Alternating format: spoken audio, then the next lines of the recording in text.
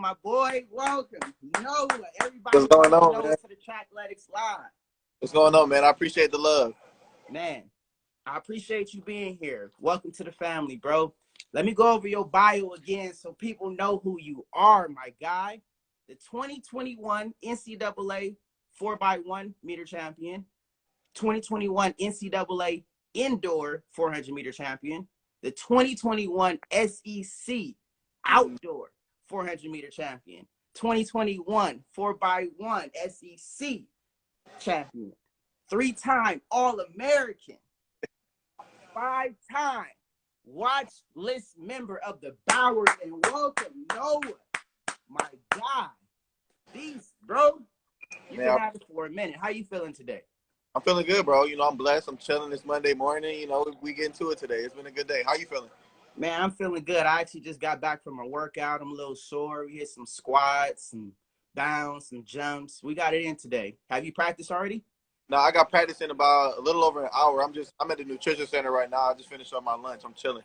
Hey, okay. Well, shoot. Let's get into it, man. Let's get into it. So I went over your bio a little bit, but, man, this is really impressive. So before we dive deeper into that, let's take it back. Let's talk about your track history, your track career. Tell me a little bit about your track story. Let's call it that, your track story. How did you get started in track? What made you start running? Yeah, so as a kid, I ran in like a YMCA kind of thing, but I never took it too serious, so I stopped doing it until I got into high school. And in high school, I was a football and basketball player, and I was really trying to get faster for football. Really, like that was the main objective, was to get faster for football.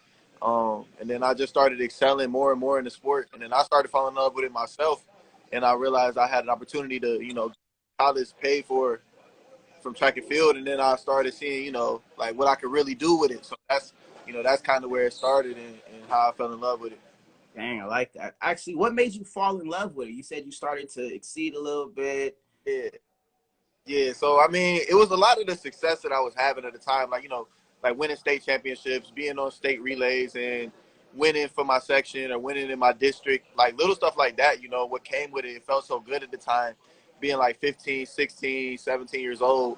And then, obviously when you start succeeding, what's going on? As you start succeeding, a lot of noise comes around, and that's always good. It feels good as well. So it just made me fall in love with the sport even more. Dang, that's dope, bro. What was your first event that you started running? My first event that I ran was 100, actually. I started with 100, and yeah, my coach convinced me to run the 4, so now I've been running the 4 for a little bit now. Now the 4 is the thing, okay. But I see where you started. What keeps you going now? You're far from where you started, far from where you're going. I know you got some big goals. So what keeps you going? What keeps you focused? My family's probably one of the biggest things. My father worked hard to get me in the position that I'm in. So, and I see the sacrifices that he made for me to be great and for me to have the things that I do have. So, like, definitely my pops is one of the biggest reasons why I still go so hard. And obviously I want a lot of things for myself. Like, I want to write out a great legacy for myself, one of the greatest that this sport has ever had. So those are probably the 2 greatest things that really keep me motivated, like on a day-to-day basis, keeps me going. A major key. He said legacy. That's a major key. Bro, you're already creating that legacy with this track history that you got here, man. All you got to do is keep going, keep pushing, literally, keep running, and it's happening for you, So this is your sophomore year at LSU, right? This is my second year at LSU, but this is actually my 5th year in school. This is my last year of school. What school did you transfer from? The University of Akron in Ohio. If you don't mind me asking, what made you transfer? Just a lot of like funding things, resources. I feel like I wasn't being put in the best position to succeed for my career. So I kind of had to make that decision, what was best for my career at the time. Nah, it's really just, lock in and focus on what it's going to take to push your career a little bit further. I like that. But sophomore year or second year at LSU, I know you guys already started training. I seen some bleacher runs. I seen the coach out with a whistle. I seen the shirts off, people laid out on the track. Looks like y'all really going at it, How are you feeling about it? How are you feeling about your team this coming season?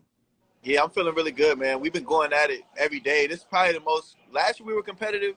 But this year, I think the group is more competitive, even down to the freshmen. Like everybody here we just want to work. We just want to be great. So we got a good like 9, 10 guys every day that's just come in ready to just kill. Like we all dogs. So it's been fun, you know. All dogs. It's go time. I like it. I like it. That 400 time trial, boy, you was moving. I see you out there, homie. Yeah, that was cool. How you feeling about your conditioning right now? Are you feeling like you're in good shape, or you just getting started? Because that was pretty impressive. Yeah, that felt like a cool warm up. Doing that. That's warm up. Like I think we was in October. It was like late October, mid October when we did it. So it was a little bit earlier than we did it last year. And my main goal was just to run further than I did last year.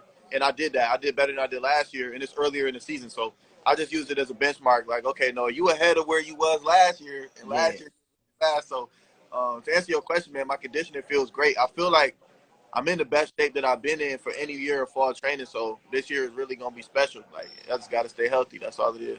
That's all it is. Stay healthy, and it's happening for you, bro. I feel proud just watching your career, watching your journey, watching the growth. We can literally see it in the videos you posting. Now, I know you holding back and not giving us all the training content, but we can literally see your progress, bro. So keep going. It's really happening for you, man. But now that we're talking about workouts, what's your favorite workout?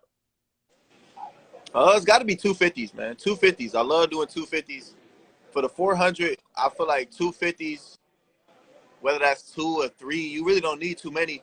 I think that's the perfect race model for the 400, you know, like, because for me at least, you know, the most important part of my race is that first 250 and putting myself in the right position. So if I could get those reps in practice and understand, you know, how my body feels coming in at 25, 26, 27, like right around there, it's just a better gauge for when we really get into racing deep into the season. So that's probably my favorite thing to do on the track. But I've really been trying to take the weight room more serious. So this year I would say like really like make sure we're getting in the hand cleans right, getting the deep squats right.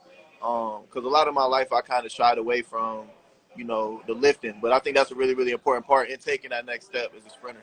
Yeah, I got that question written down. I didn't heard you say at least 3 times you don't lift or you don't lift much. So I was going to ask that.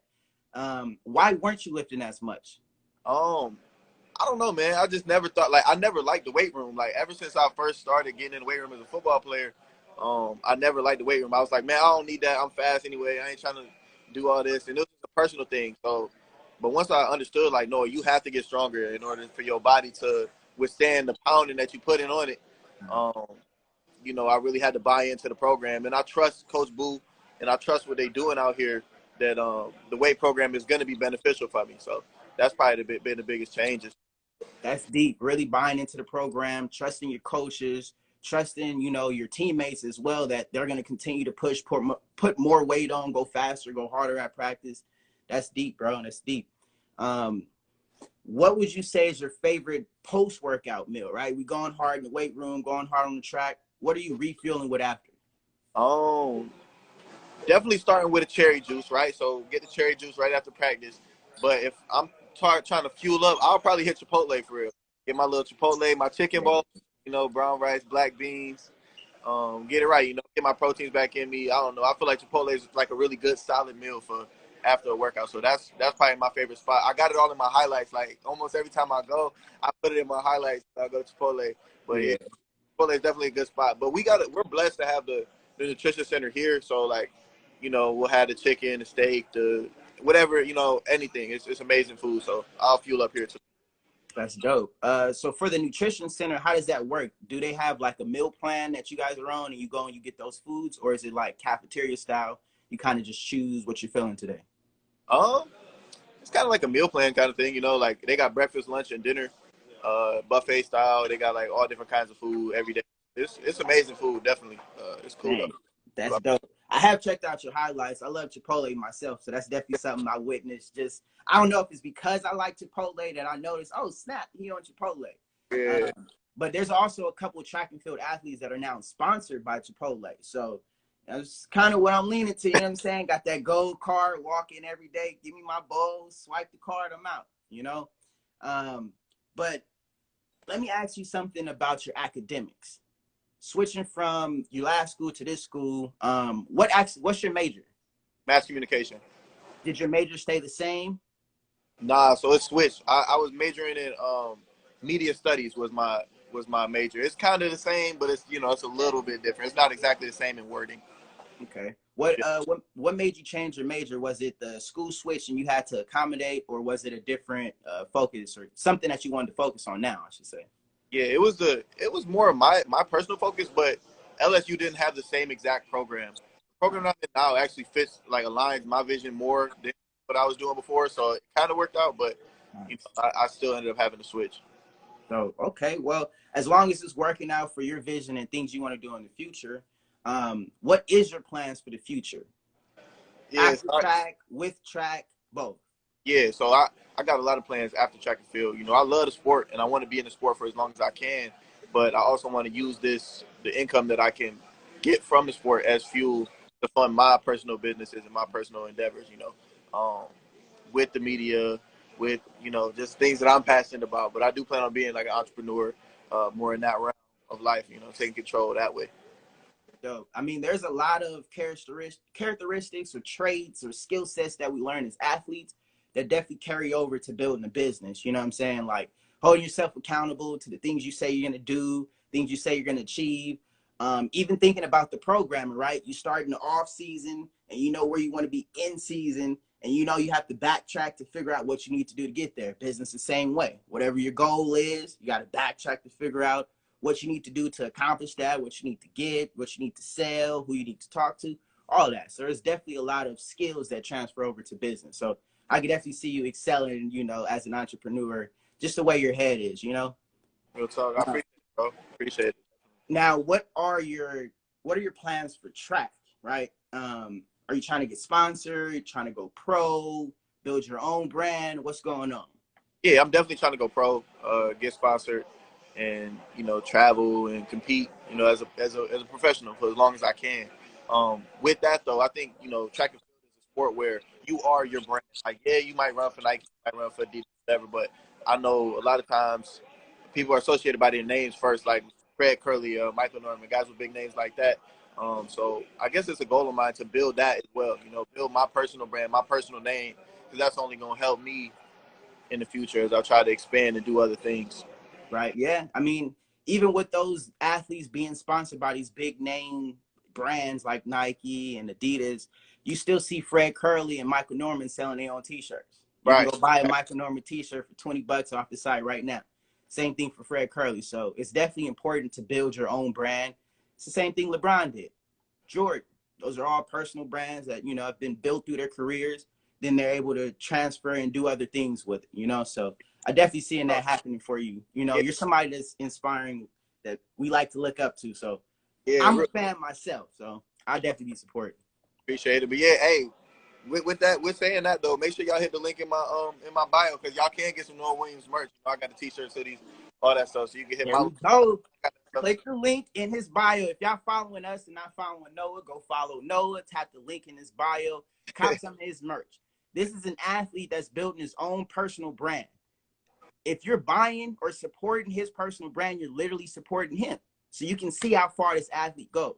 He's a beast right now in college. I heard the bio. So imagine how far this man can go with some of your support, right? Y'all bought Jordans, y'all bought Nikes, y'all bought LeBrons and Kobe's. Go cop Noah's t-shirt. This is helping him out. Man's talking about he got to go to Chipotle after practice. Help my man eat. You know what I'm saying? Literally, help my man eat. Yeah, But I really love seeing you guys build your personal brands. I'm hoping to see more track and field athletes out there do it. You see Tara and Hunter built their own personal brands, their content. They had these giant hoodies. I thought that was brilliant. Like, then they took that money. It went to their campaign to go to the Olympics. You know what I'm saying? So I see the same thing happening for you, bro. yeah, definitely. That's dope. That's dope. But yeah, man, let's give these fans a chance to ask you some questions. We got 3 questions right now. Let's see. First question. Should someone be eating clean during the off season? Well, I mean, I think that's kind of a no-brainer. As a track and field athlete, I feel it's important to eat clean at all times. Like, you don't want to be gaining weight in the off season and then literally have to run off the weight to get in shape and be sluggish and slow coming in season. You know what I'm saying? Also with the sport like running, like I know athletes that can eat McDonald's and go lift and not throw up. Whatever. I don't know anybody that can eat bad and go run. It don't work like that. I know people that eat McDonald's and play basketball, play football, all that. Running, it does not work like that. You eat bad, it's going to treat you bad. So you should definitely be eating clean all season, during all season and on season. Let's see what else we got here. Somebody said LSU to move. Is LSU to move? Hey, look, you know, I'm going to say this. You can see the results of the people that we done produced in the past, let's say 4 years, men and women. You know what I mean? Look at how people was when they first came, and then look at how people was when they leave. Like, it's the times speak for themselves, the accolades speak for themselves, the names or the people, the athletes that speak for themselves. So I don't even really got to speak on that. I think LSU is really the best program in the country for a man or a woman. If you're a sprinter and even if you're a jumper, I think it's just an amazing environment and culture to grow and succeed, like for anybody. True, true. That's a major key. Progression. You see a lot of kids or a lot of athletes go to these teams and they run in the same times that they went in at. So that coach is not necessarily the good coach. It was the last coach you came from. So if there's a couple athletes at one school that's continuously progressing, must be the move. Must be a solid program, right? That's how I feel about it. Let's see. What is your race plan in the 400? What is your strategy? Okay. I don't know if I can give y'all all the gems, Yeah, but don't give it all to him. You know what I'm saying? I do see, when I'm watching your 400s, I do see you get out hard. Like you mentioned the 250s that you love. It does look like you kind of attack that first 200 to set yourself up, put yourself in a solid position, you know? yeah. How do you actually execute that strategy? Yeah, so I like my first 70, 75 meters, I feel like that's free energy. That's how our Coach Shaver always said. That first 75 meters is free energy. So I try to just kill that first 75 meters and break the stagger as quick as I can. Because usually, like, when you race with somebody and you break that stagger on them early, like, they automatically going to start to get a little nervous, Yeah. whatever. And then but I know that I'm in a good for myself. So if I come through the 200 around like 21 flat, 21-3, like in that range from there, then I know I'll be comfortable to finish. So my first real like 250 to 300 is the most important part of my race because I know I'm a finish. I'm always trying to finish with whatever I got, but I just got to make sure I set myself up properly so I can, you know. Yeah. Dope. Yeah, we call that stagger snatching. You start snatching staggers out here, people start what? Let their whole speed up. It's like you taking their energy and you can go by with it, you know? Yeah. Let's get 2 more questions. So if y'all want to ask Noah a question, go ahead, drop it in the question box. Let's see. That last one was a really good one. Race strategy. Well, let's actually talk about your race strategy for the 200. I know a lot of people that try to just go balls to the wall from the jump. Some people try to get out hard, free energy, come off the curve with good form and then open up from there. What is your 200-meter race strategy? Yeah, so honestly, my whole life I was one of those guys that thought you just run it hard. Like I hadn't ran it in some years until this past outdoor. But my coach, he was like, "Look, you got to push out your first 50, float for maybe about 30, and then hit it again with about 120 left. So when you coming out the turn, you want to be at full speed." So that's what I tried to execute. I ran that twice, and it was a pretty good race strategy for me. I ended up running 20.2, so it worked out pretty well. Not as well as I wanted to, but I think this upcoming year, if I can really execute that strategy, I can hit the 19. So that's what I'll be working for. Yeah, bro, that leg speed. We definitely can see that you have the strength, but you getting more leg speed for sure. And that 400 time trial was like, that boy covered a whole lot pretty quick. You know what I'm saying? Like, I remember when Instagram had short videos. So I'm watching it like you almost racing Instagram. You know what I'm saying? Like, how quick can he get there before my phone switched to the next video, bro? Quick. Let's see. One more question. Somebody wants to know best weight room exercise when you go on 100. This is a good one. What's your 100-meter personal best? Man, I don't even want to say it because I ain't running yet. But so you haven't ran any open ones while you're in college? This is like past times. Not while in college. I ran one in high school, and I ran 10.6 in high school. But 10-6 in high school, boy, you're moving. You're moving. It was all right. It was cute, you know. Yeah, but hey, for you to be running, to think of this, you're a 400-meter runner now. That means you were potentially like, you know, you could have been good at it at that point, but you were in the 100. So right. for you to go 10-6 in 100, that just shows like this dude got some speed. You know what I'm saying? That's impressive for a four. That's what Fred Curley did. In the 400, you start dropping down. You like, dang, okay, he got some speed. He gonna eat them 100 meters in the 400 up, basically. You know? Yeah, so I actually want to see what I'll do this year because last year, as some of y'all know, I ran the 4x1. I was on the national championship team and the SEC championship team in the 4x1, and a lot of people didn't expect me to be on there. Like, well, he ran the 4, but oh, I'm fast, so like, you know. So this year, hopefully, my coaches will actually let me run the 100 and see we can see what I can do. Because I think I can run something crazy.